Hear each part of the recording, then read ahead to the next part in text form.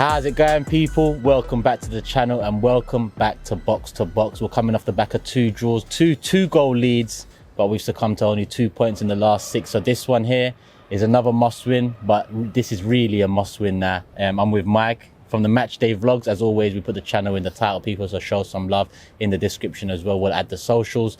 But Mike, first and foremost, welcome back to the channel. It's been a little while. How are you feeling? It's been a while, hasn't it? Yeah. No, I'm feeling good. Yeah, feeling okay. But you know, as for my team, it's a little bit different. Yeah. But we'll get onto that, I'm sure. We will. I mean, I just mentioned it's a must win for Arsenal. It's a must win for you guys here right now as well, being bottom of the table. Form not really looking good. 1 win in the last 9. Coming off the back of a home loss to Crystal Palace. Talk to me about Southampton and what's going on at the moment. Was this relegation battle to be expected this season?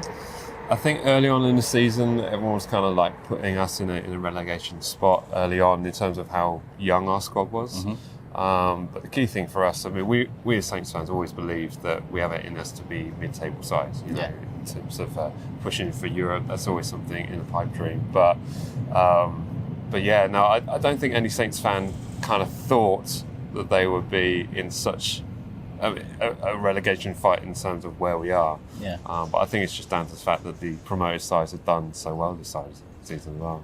That's a good point. I mean, when we look at the relegation battle, there's a fair few teams in there, and we've got 7-8 games to go. It's anyone's guess who's going to go down. But like you mentioned, Southampton were a lot of people's favourites. I actually put Southampton in the bottom 3 at the start of the season. Reason being, outside looking in, I mean, it wasn't so long ago that Ralph Hasenhüttl was there and it looked like things were looking good for Southampton. The future was bright.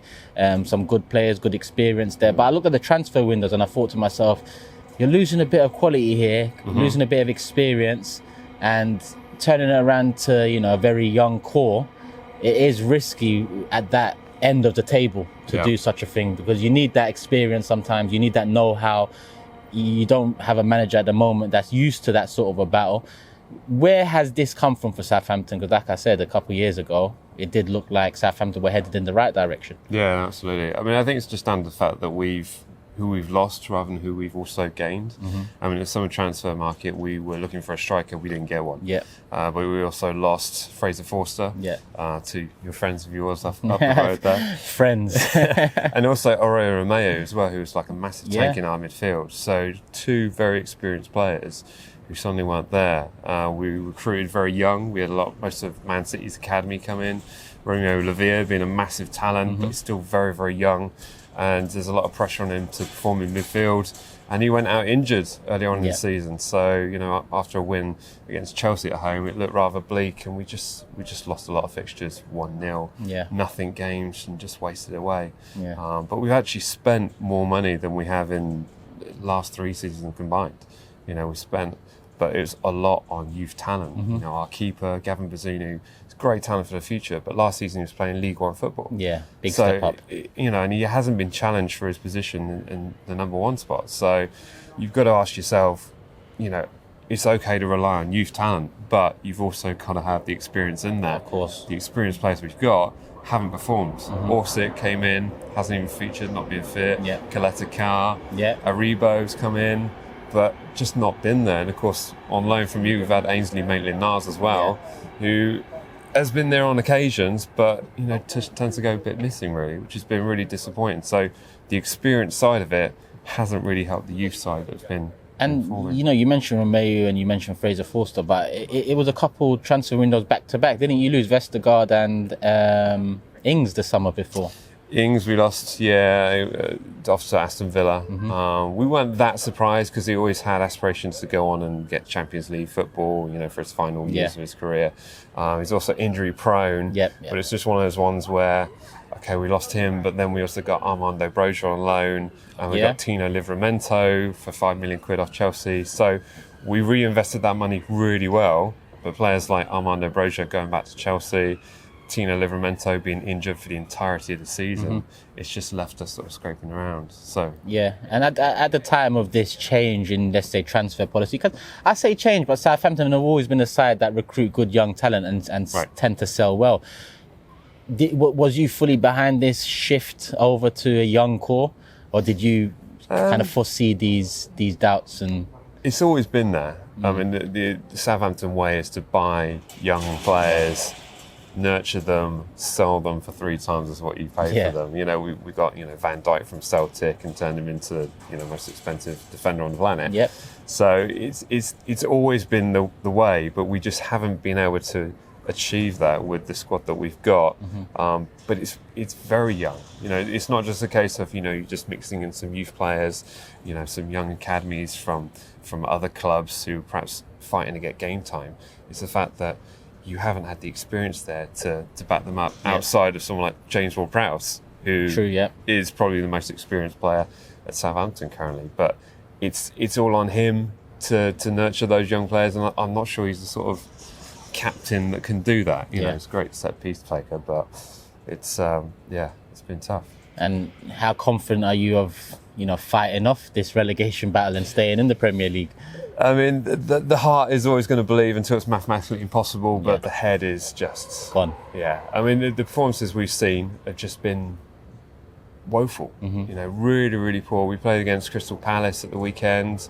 You know, first half we looked good, but we didn't put away our chances. And then when it's 0-0 at half time, you just know what's going to happen. You know, player's going to pick up a yellow card in midfield. We're going to get caught in the counter-attack and concede. It's been really quite a depressing watch, if I'm quite frank. I can imagine. But let's listen, in this poor patch of form, I've seen you know, put on a performance against the United side, albeit they went there to 10 men early, but I feel like you should have won that game. You came out with a point. And against Tottenham, you know, you fought back to get a point. So there has been lights, you know, showing here and there with Southampton. It's just overall, like you said, there's much left to the imagination, and it's more heart over head, head over heart, depending on how you're looking at it as a fan. It's against clubs that are in the top 6. It's always against clubs that have the majority of the possession that then actually come to play football. You know, if you come to St Mary's, or, you know, we're out on the road and we've got more possession than the opposing team, that's where we run into difficulties. You know, the game at the weekend, we had more passes, we had more possession, we had more shots, just did nothing with it. And, you know, is there a worry that if he was to go down, some of the players you've mentioned in terms of Lavia and James Ward-Prowse being another one who's been linked with moves over the years? I do believe he recently signed a contract, if I'm not mistaken, but is there a worry that, you know, that all gets reset and you lose a couple of these names? Yeah, I mean, it's inevitable. You know, if a club like Southampton goes down, and, you know, the top talent will be picked off. I mean, we're resigned to that happening if that were to happen. James Ward-Prowse signing a new contract at the beginning of the season, we knew that was payment protection, you know, in terms of just stick a big figure on him should the worst happen. But it's weird because you look at a lot of the youth talent we've got, a lot of other clubs are looking in. You know, on Twitter it's always a case of like, oh, love to see Lavia at our club, or I'd love to see Kyle Walker-Peters, and it's just like, well, the onus has to be on the players as well then. You know, they haven't performed. You know, there's clearly talent there. And I just can't believe that 3 managers can't get it right with this squad of players. And, you know, so a lot of the pressure has to be put on the players and responsibility on them as well. How good is Lavia? Because, you know, Arsenal fans, especially on Twitter, I've seen there's a lot of interest there in him. You know, midfield is an area I think we need to recruit well in the summer. He looks a good young talent, but being a Southampton fan, you'll know more than me. How good is he? He's great. He's great. Hands off, Hands off. But no, he's quality talent. I mean, he's got a buyback clause with Man City. So, I mean, you know, Man City, of course, have got abundance of players to pick from. But, yeah, he's a massive talent. I mean, he's, you know, I got his name on the back of my home shirt for a reason. The moment we saw him play football, it's just like, okay. You got someone there. Yeah, you got a gem. Really good playmaker. I'm not going to say any more because I don't want to sell them to you. So, you know. Arteta, you watching? On the flip side, Ainsley Maitland-Niles, someone that, you know, is on the Arsenal books. He's obviously on loan at you guys right now. You mentioned he goes missing. How has this loan spell gone for Ainsley? It's been an interesting one. I mean, he's been put in various different positions, you know, playing in like a holding 6 role, so been playing in a right back role, even been playing a central defence role. You know, when we had loads of injuries against Spurs at St Mary's, and Bednarek, and I think Bela Kotchek went off injured, and he actually slipped into a central defence role. And he's done really well considering, you know, in terms of how adaptable he is. But he's never really looked like he's enjoyed being a bit part player. You know, in terms of like being able to you know, establish himself as a main starter. Yeah. So I'm never really that sure about how he's feeling in terms of his effort roles, because the recent game against Palace, he kind of looked like he went with seeing head goes down when you go 1-0 down, and the rest is history. So, but overall, I'd say it's been a success. Yeah. But I just would have hoped to perhaps, for him to see more game time in a more established position. So Ainsley and 10 million should do it for Lavia then. I'm not sure how I feel about being in a different league if that should happen, but yeah. Yeah, we'll see how that one goes. Mike, let's turn our attention to Arsenal now. It's been a massive 18 months, the turnaround. We've all been here to witness it. We are currently the league leaders at the moment. We have dropped points in the last couple of games, opening the door ever so slightly more for Manchester City, who are many people's favourites, have been many people's favourites, regardless of Arsenal being top. But looking at Arsenal, I mean, what do you make of our season so far? Do you feel like it's flash in the pan, or do you see more to it that gives a brighter future for Arsenal fans, considering what we've been through over the years? Yeah, I mean, the table doesn't lie. I mean, you've been top of the table all season for a reason, and you've been playing some pretty decent football. Yeah. Some of the best I've seen Arsenal play. In many, you've got some scary players. I mean, Odegaard's pace and how quick he is to create things, and you got your goal scorers scoring goals. So but it's always been a mystery to me to see how much talent has gone through this place and how it's always been playing second fiddle. But again, it kind of must feel for an Arsenal fan where you're not in any other European competitions at the moment outside of the cups as well, that maybe this might be not a last chance to win the league, but it's the best chance you're ever going to get to win the league. It does feel like that, Mike. It does feel like that. At the same time, last season when we was going for top four and we lost out, a lot of, fans were saying this was our best opportunity for top four. It's not going to get any better. Conte's going to have another year at Spurs. United will sort out their managerial situation. Tuchel at Chelsea and so on. So, predicting the future as a fan of football doesn't often work out the way, we think initially. But it does feel like this has been Arsenal's year. It does feel like this should be Arsenal's year. But like you said, the table doesn't lie. And if Manchester City sit top come 38 games, then they would have deserved it. Right. And Arsenal's season, aside from Arsenal fans who will look back at this season and see great positives, see progress, if you leave with nothing, it's not a season to be remembered. And I'm a fan who's watched us win Premier League titles, who's actually watched us compete at the top level. So I get it. For the younger fans, this is probably the season that stands out more than any other. If he wasn't there for the Invincibles, if he wasn't there in the late 90s, early 2000s. But for me, I know how it goes. I know if you don't get over the line, if you don't win a cup, if you don't get not just a cup, but Premier League title. This is not 19 years it's been, Mike, since Arsenal have done it. It feels like we're so close. Yeah. But it also feels like the last couple of games we've missed out on big opportunities going 2-0. What have you made about... Let's put Anfield aside, because I think we can all understand Anfield, Liverpool, the wind was in their sails the second half. We had to hold on. But West Ham, we went 2-0 up. I won't say the pressure got to us, because you don't start games in that manner if pressure's getting to you in a title race. To go 2-0 up and play the football we were playing, I think it's more overconfidence, maybe arrogance, and maybe a bit of nerves there that we're 2-0 up, let's kind of try and hold on to this. It was way too early to do that, and the result come the end of the 90 minutes pretty much tells that. But what did you make of it? I mean, whenever you go 2-0 up, you're kind of thinking, it's game over. Job done, yeah. It really should be. I mean, the circumstance here when you guys played Bournemouth, I mean, they were 2-0 up, but it's a different circumstance there. But ultimately, you've got to be putting those games to bed. But in the same respect, when you go 2-0 down here to a side like Bournemouth and then come back and win it 3-2, those are the kind of things that make you think like, this is our year. Exactly. These are the kind of things you need to be doing. Winning games when you don't necessarily deserve to be winning them.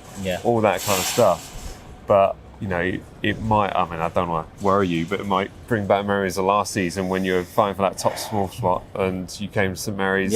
And we were amazed that you managed to lose to us 1-0 with Fraser Forster in goal, keeping us in the 3 points. So that's got to be on the back of all Arsenal's fans in terms of like... It is, because, looking back, that was also the third fixture in a run of bad form for us. I think we lost to Palace, we lost to Brighton, then it was Newcastle as well. Yeah, that was a bit later on. So towards the end of the season, we did choke, we did bottle the top four, because I say bottle because we was going up against the Tottenham sides, and Tottenham haven't really achieved much.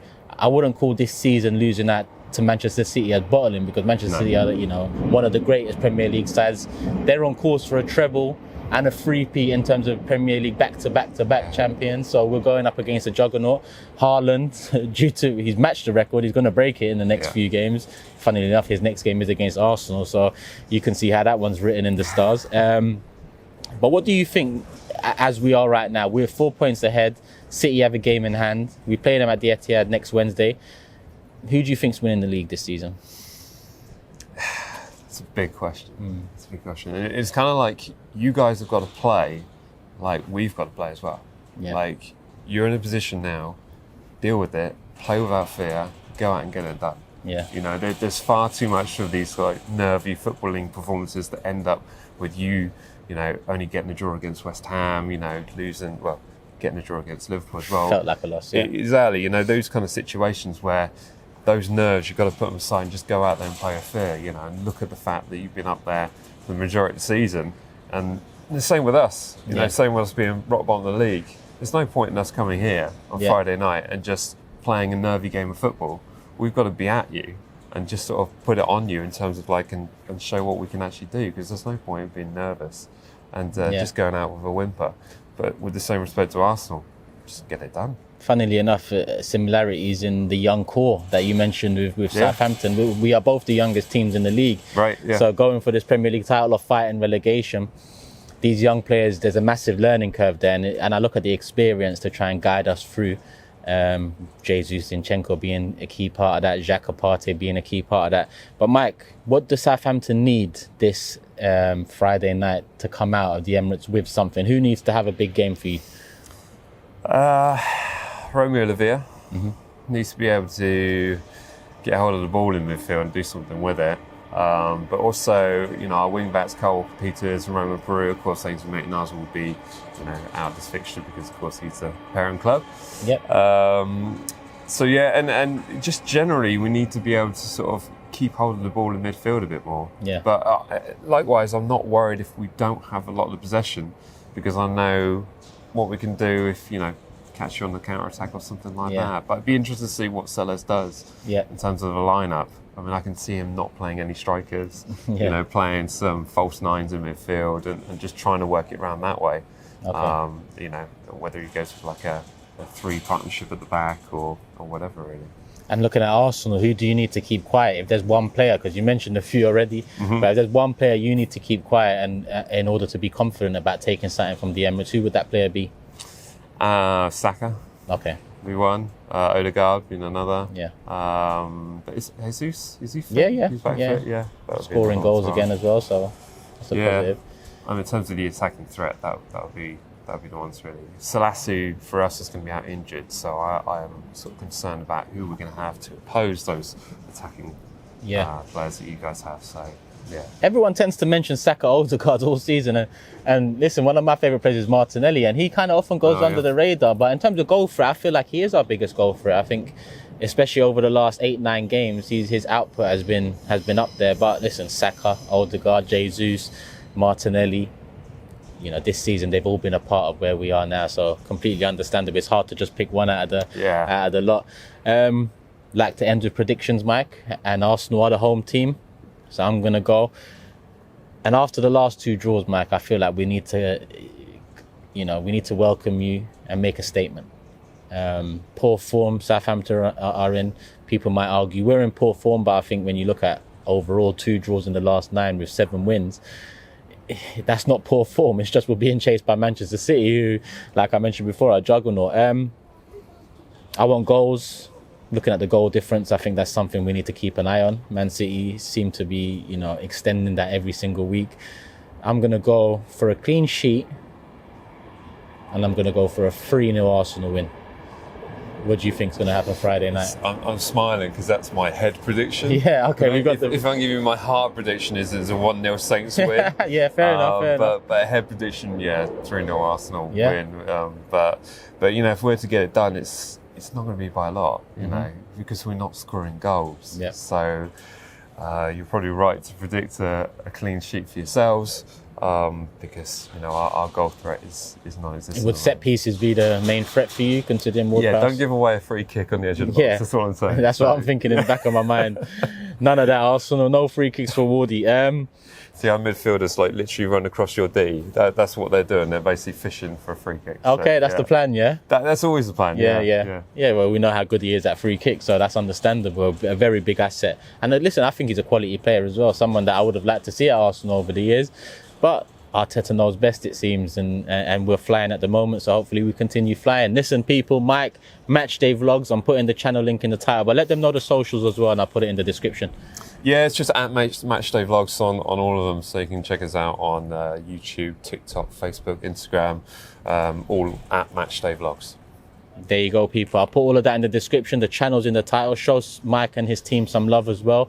And we see what happens. Friday night, Southampton at the Emirates. Can we bounce back before that big game at the Etihad next week? Love for the love, people. Leave your comments down below and hit the like button. Peace. We're out. Shop for AFTV merch at shop.aftv.co.uk. Subscribe to us on YouTube. Follow us on Instagram, Facebook, Twitter, TikTok, Snapchat, and Twitch. We've got content for every platform, so check it out.